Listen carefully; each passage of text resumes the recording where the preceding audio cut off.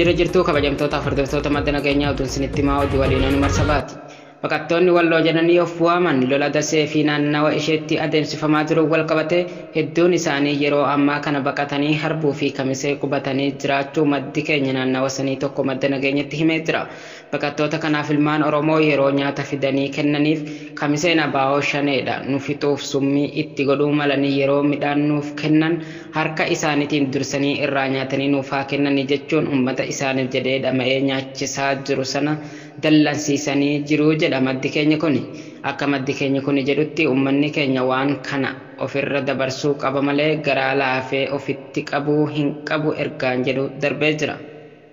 Oduu keenyatti aanuun ajjechaa seeraan alaa ilmaan Oromoo irratti raawwatamu jabaatee itti fufee jira.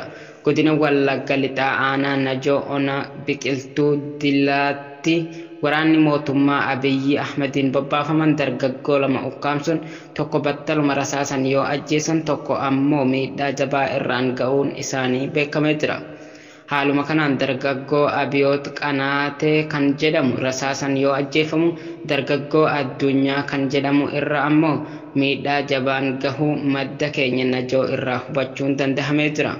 Waraanni mootummaa Bilxiginnaa yeroo ammaa Oromiyaa bakkoota garaagaraatti yakka tokko malee ilmaan Oromoo ajjeesaa jiraachuun beekamaadha.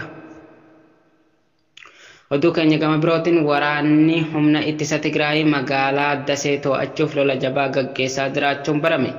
Waraana kaabatti humna ittisa Tigraay fi mootummaa federaalaa akkasumas hidhattoota naannoo Amaaraa gidduu jiru hordofee lola guyyaa kaleessaa gaggeeffameen waraanni Tigraay Bistimaa to'achuun haayiqiin galaa jiraachuu dubbii himaan waraana Tigraay beeksise. Yeroo ammaa carraa magaalaa Dasee to'achuu guddaa argachaa kan jiru waraanni Tigraay magaalaa Dasee irraa kiiloomeetira 28 qofa fagaattee kan argamtu magaalaa Haayiqii irratti loltoota naannoo Amaaraa fi mootummaa federaalaa waliin lola jabaa taasisaa jiraachuudha kan ifoomse. Galgala edaa Onkoloolessa 2021 irraa kaasee lola jabatti kan jiran humnoonni kunneen humni raayyaa ittisa biyyaa Haayiqa keessaa baqatee magaalaa Dasee seenuun beekamee jira. Lola kana irratti faannoon Amaaraa hidhannaa ga'aa malee hirmaataa kan jiru yoo ta'u meeshaa ammayyaa kan hin taane kanneen akka qottoo gajaraa fi meeshaalee waraanaa booddeetti hafoon duula kana irratti hirmaachaa jiraachuun baramee jira. Waraanni Tigraay naannoo kaaba Walloo bakkoota hedduutti lola gaggeessaa jiruun iddoowwan baay'ee to'annoo isaa jala galche. Magaalaa Urgeessaa seenuun hooggantoota mootummaa naannoo sanaa kanneen raayyaa ittisa biyyaaf odeeffannoo kennuun uummata naannoo sanaa dararan 5 ajjeesuu beeksisee jira. Yeroo ammaa magaalaan Waaldiyaa fi Laallibalaa humna ittisa Tigraay jala kan jirtu yoo ta'u dabalataan humni ittisa Tigraay Dasee qabachuuf haala mijataa irra jiraachuunis baramee jira. Jiraattonni naannoo lolli itti gaggeeffamaa jiru akka jedhanitti lolli kun yeroo dafee fala hin argatu taanaan Itoophiyaan balaa hamaa keessa jiraachuu dubbatu. Jiraattonni naannoo yaada kennan hooggantoota siyaasaa quufaniif jecha beela'an qotee bulaa Itoophiyaa miidhamuu hin qabu jedhu.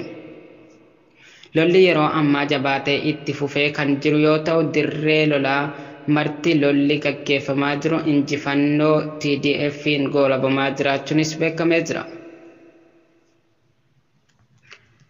Mootummaan Itoophiyaa guyyaa sadaffaaf magaalaa guddoo Tigraay Maqalee keessatti haleellaa qilleensaa raawwachuu mirkaneesse.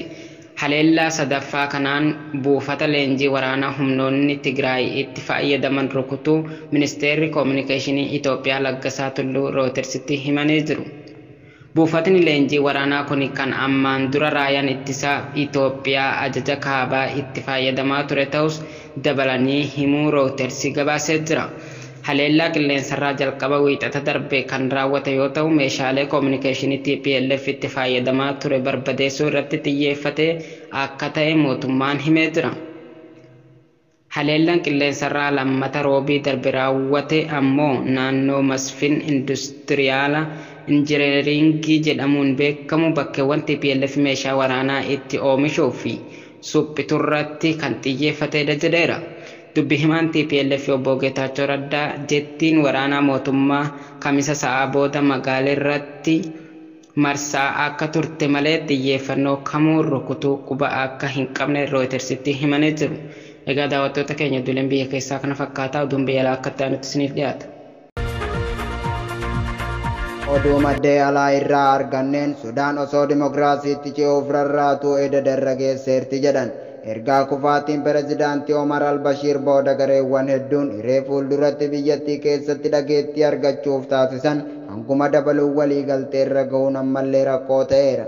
Pirezidaantiin Bashir waraanaan aangoo irraa kaafaman garuu mormiin uummata boodadha.